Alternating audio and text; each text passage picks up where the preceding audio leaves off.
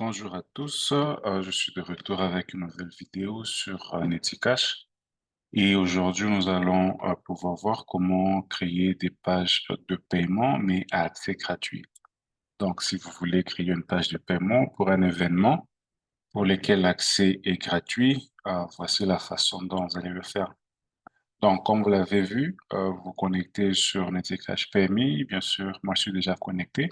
Il y a pmineticash.com. Et ici, c'est l'espace utilisateur où vous avez pratiquement tous les événements et toutes les pages de paiement publiées assez présentes. Et pour pouvoir en créer une, vous devez aller dans l'onglet Organisation. Si vous n'avez pas d'organisation, vous pouvez en créer une. Et donc, moi, je vais dans mon organisation qui est là.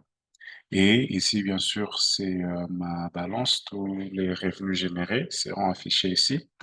Et là, je vais sur ma page de paiement, hein. Ici, j'ai plusieurs pages de paiement, des formations qu'on a pu donner par le passé.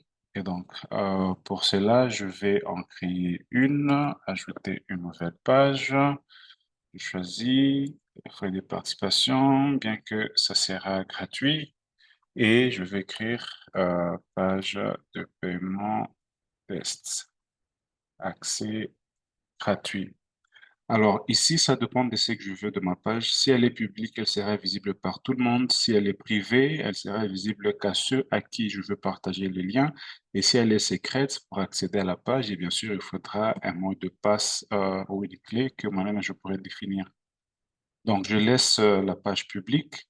Et si c'est pour un événement qui a une date comme une formation, un concert, un fashion show, je vais mettre la date des prestations. Mais s'il n'y a pas de date, si c'est par exemple pour une levée de fonds je sais pas, un autre événement de cotisation entre amis, dans la famille, alors là, il n'y a vraiment pas de date précise de prestation, on ne met rien.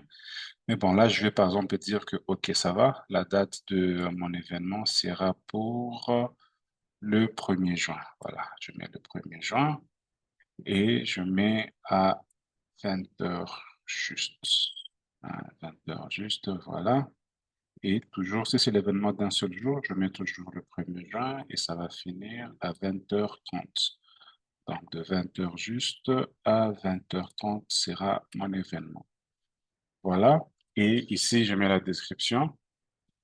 Ceci est une description d'un événement à accès gratuit, hein. Il ne faut pas payer pour pouvoir y accéder. Et là, on va cliquer sur suivant. Voilà. Alors, la période d'inscription, bien sûr, le mot-clé, c'est toujours période de vente, mais ces périodes d'inscription, c'est à partir de quelle date et jusqu'à quelle date vous autorisez que les gens puissent s'inscrire à votre événement. Alors, j'ai mis à partir de demain, lundi, et les inscriptions commencent à 7 heures juste. 7 heures juste, on commence les inscriptions et ça va aller jusqu'au 31 mai. Le 31 mai, je mets à 12h30. C'est juste des exemples que j'ai mis comme ça. Alors, à 12h30, on va arrêter les inscriptions. Et donc, si une seule personne essaie de s'inscrire avant ou après cette date-là, bien sûr, ça ne pourra pas passer. Et pour l'inscription, pour la réservation à l'événement, qu'est-ce que moi, en tant qu'organisateur, je veux avoir comme information, hein? Si je veux avoir le nom complet et le numéro de téléphone, je mets ça. Si je veux juste prendre le nom complet et l'adresse email, je mets ça. Si je veux juste prendre le numéro de téléphone et l'adresse email, je mets ça. Donc, ça dépend des données dont vous avez besoin pour votre événement. Et donc là, je vais prendre le nom complet et le numéro de téléphone. Et là, je clique sur suivant. Et là, maintenant, ça dépend de l'événement. Comment est-ce que il sera? Est-ce que c'est un événement présentiel? Est-ce que c'est un événement en ligne? Ou bien sera combiné en présentiel et en ligne? Parce que ici, en présentiel, ça me donne l'option de définir l'adresse où l'événement va se passer.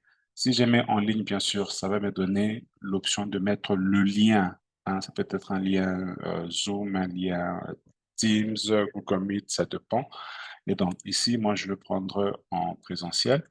Et c'est bien sûr des emplacements que nous avons déjà activés dans le système. Donc ici, je mets à Lubumbashi et bien sûr la commune de Lubumbashi. J'ai dit avenue Kasangolo, Etikash, quartier général.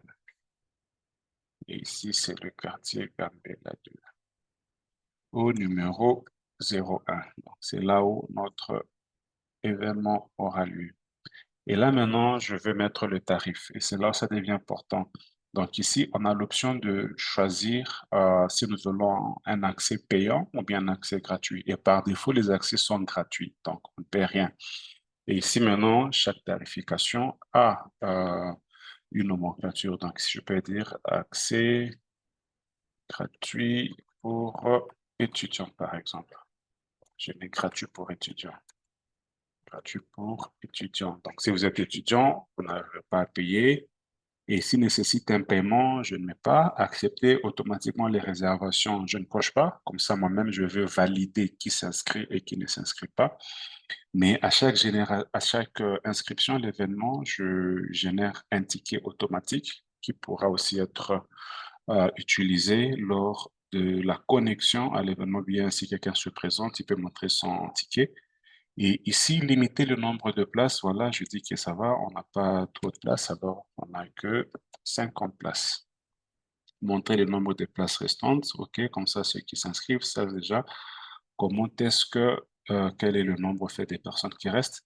Limiter le nombre d'achats par client, en fait, ça veut dire combien de fois un seul compte ou un même compte d'étiquetage peut faire de paiement, hein. Si c'est une fois, si c'est deux fois, si c'est trois fois.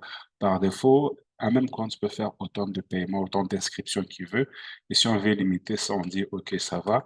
Un seul compte, il s'inscrit une seule fois. Et génération automatique de places, ça veut dire que si on a des chaises numérotées, on peut toujours les générer automatiquement. Et donc, juste pour question que vous puissiez voir à quoi ça va ressembler, OK, on s'est dit, OK, on commence à partir de la rangée A et le numéro 100. Donc, celui qui va s'inscrire en premier aura le numéro 100, et puis après le numéro 101, 102, 103, ainsi de suite. Délai des réservations en minutes, ça veut dire si quelqu'un a réservé, combien de temps on lui donne avant de pouvoir confirmer ou qu'il puisse confirmer. Alors, on peut se dire, OK, une minute. Et ici, c'est la description de ce tarif ici, hein, la description de ce tarif. Donc, je dis tarif réservé aux étudiants en informatique, par exemple. Et donc là, je mets suivant. Et donc ici, maintenant, on va demander l'image qu'on va ajouter à notre page de paiement et ça peut prendre jusqu'à 5 images. Et là, ce que je veux faire, je vais rapidement me rendre sur Canva où j'avais déjà une image presque prête, hein, pour un Fashion Week. Bon, il n'y a pas trop de choses que je modifie. Je vais juste, OK, laisser ça comme ça, share, voilà, download, et je prends l'image telle qu'elle. Comme ça, je vais l'ajouter à l'événement. Voilà, le téléchargement est fini.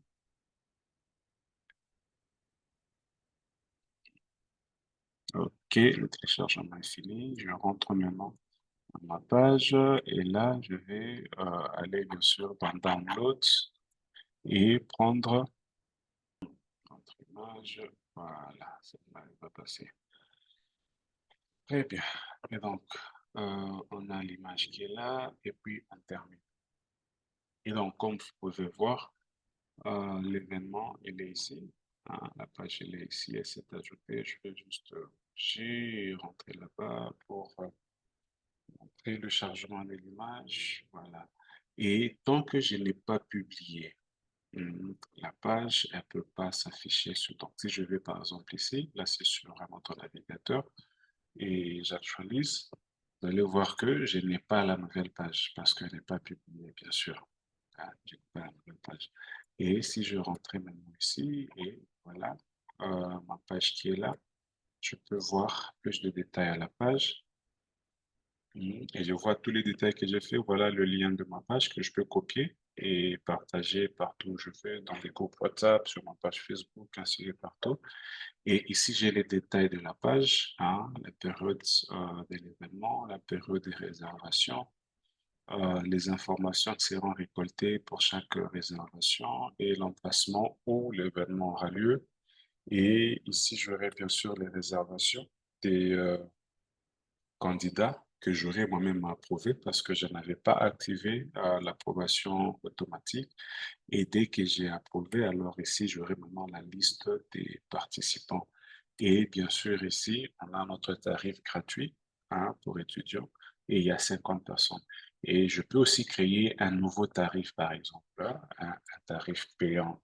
Si maintenant c'est dit accès standard, par exemple, si on veut que pour les études, donc, qui est notre catégorie, hein, qui va nécessiter un paiement, je peux mettre par exemple à 10 000 francs. Génération des tickets, bien sûr, limiter le nombre de places, on c'est 50 places par exemple. Hein, le nombre de clients, OK, une personne achète une fois et on réserve après une minute. Génération des places, alors pour les payants, je mets sur la rangée B, hein, c'est à partir de 50. Donc, si je mets tarif payant pour professionnels. Pour une même page de paiement, on peut combiner et les tarifs payants et les tarifs gratuits. Hein, donc ici, je confirme. Et voilà que on a gratuit pour les étudiants, puis on a accès standard et ça sera payant. Et donc, si maintenant je veux publier la page, hein, je vais sur publier la page, et là, la page devient publiée. Et si je viens ici maintenant sur mon autre navigateur et que j'actualise, et là, vous allez voir qu'il y aura maintenant la nouvelle page qui est là, paiement, page de paiement test qu'on vient à peine de créer.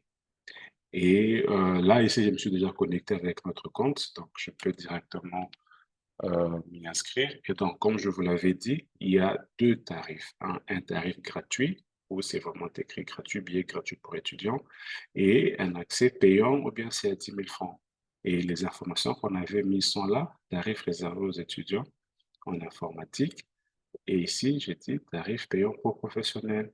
Donc, si je vais ici, on va me demander de payer 10 000 francs, alors que si je m'inscris ici, on va le faire gratuitement. Et voilà, la date de l'événement, c'est ça, le 1er juin 2024 à 20 heures. Et les réservations, c'est du 13 mai 2024 de 7 heures juste au 31 mai 2024 à 12h30. Et le lieu de l'événement, parce qu'on avait pris un événement en présentiel, on met l'adresse qui est là et bien sûr la description de la page de paiement ainsi que le type de page. Vous vous souvenez qu'on avait dit que c'était une page publique. Donc là, je me suis déjà connecté pour réserver. Je vais juste là sur réserver et on avait dit que on devait renseigner le nom et le numéro. Et donc ici, je peux mettre par exemple mon nom, Yannick Zagabé, et puis je mets mon numéro 081 43 22 2 par exemple. Et là, je confirme. Voilà ma réservation, elle est déjà là. Hein. Elle est déjà là, moi, en tant que euh, participant. Et on avait dit que la réservation, bien sûr, c'est 2 minutes au maximum. Mais comme elle est gratuite, il y a rien qui va se passer. Et voilà la place qu'on m'a réservée. Hein. Si c'était des places étiquetées, donc on sait que j'ai la place A101. Alors, l'organisateur de l'événement, maintenant, quant à lui, de son côté, il est là. Donc, si je vais sur réservation de mon événement, je vais voir bien sûr ma réservation. Hein. Donc, il y a un candidat qui a réservé et les informations que j'avais demandées sont bel et bien présentes, donc le nom et la personne. Et je peux accepter ou rejeter les deux. Ça dépend s'il y a des personnes qu'on ne veut pas à notre événement, eh bien, on n'a qu'à les rejeter, surtout si c'est un événement gratuit. Et donc là, je clique sur accepter. On va me dire, OK, est-ce que je confirme? Oui, bien sûr, je confirme. Là, on rentre maintenant ici. Et si on va sur ticket, on va voir que le particulier, il a maintenant son ticket. Hein, voilà son ticket. Page de paiement test gratuit avec toutes les informations ici sont reprises dans le QR code. Et voilà le code de son ticket. Si on veut vérifier, bien sûr, à l'entrée, hein, un code de, d'autorisation à l'événement. Donc voilà, c'est qui sera présenté. le nom du candidat tel qu'enregistré, le numéro de téléphone, hein. Le tarif, c'était bien sûr section gratuite. On avait dit que les numéros de siège, c'était à 101. Donc voilà les informations du particulier. Et moi maintenant, côté marchand, bien sûr, il va disparaître. Donc si je fais par exemple, bon, je rentre là sur les pages de paiement, je veux voir les détails de mon événement, on voit que sur réservation, il n'y a plus rien, j'ai déjà validé. Et c'est maintenant passé du côté particulier ou participant. Et donc voilà le participant qui s'est inscrit. Et si je le voulais aussi, par exemple sur Firefox ici, où je me suis aussi connecté avec un autre compte, je pouvais aussi procéder à une inscription, mais avec le tarif payant. Avec le tarif payant, mais bon, ça sera pour une autre vidéo. Donc, c'est un peu ça. C'est que je voulais vous montrer. Avec l'Ethicash PMI, vous aurez pratiquement toutes les données de vos clients et vos utilisateurs ici, que plus tard, bien sûr, vous pourrez exporter sous format CSV, vous pouvez les archiver, contacter vos clients, tout ça. Et l'Ethicash vous permet non seulement de mieux organiser vos événements, mais aussi une gestion beaucoup plus facile des données de vos clients, des données de vos utilisateurs. C'est un peu ce que je voulais vous montrer aujourd'hui et prochainement on pourra aborder comment effectuer des tarifs payants. Et si vous avez des questions, bien sûr, n'hésitez pas à les laisser en commentaire et on sera toujours content de vous assister. Merci de nous avoir suivis et à la prochaine.